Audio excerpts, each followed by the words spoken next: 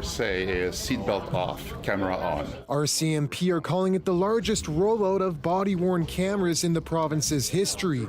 Thousands of cameras to make their way to frontline officers over the next 2 years, with dozens set to debut in mission as early as next week. We tried to select communities that were ready to go. BC's Deputy Commissioner calls it a commitment to transparency.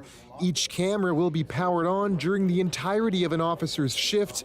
It will start recording as soon as they respond to a call. The camera automatically saves 30 seconds of video prior to activation by the officer. And this will ensure a clear visual picture of what is happening leading up to the camera's activation. It's policy for officers to tell people that the camera is on. Footage is uploaded to a secure server at the end of their shift.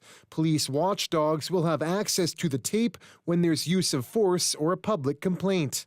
Those bodies will have access to unvetted, unredacted versions of that footage to conduct oversight investigations. Detachments in Tofino, Ucluelet, Cranbrook, Kamloops, and Prince George will get the cameras next. Definitely a step in the right direction. Debbie Pierre hopes the move improves BC's standard of justice. Her cousin, Dale Culver, died in police custody in Prince George 7 years ago. A manslaughter trial of the officers has been stayed.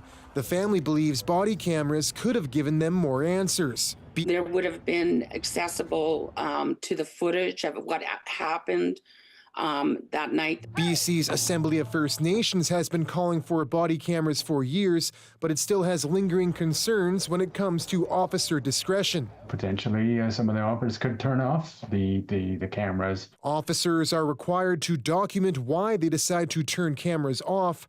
300 cameras will be on the front lines in the coming days. Jon Hernandez, CBC News, Surrey.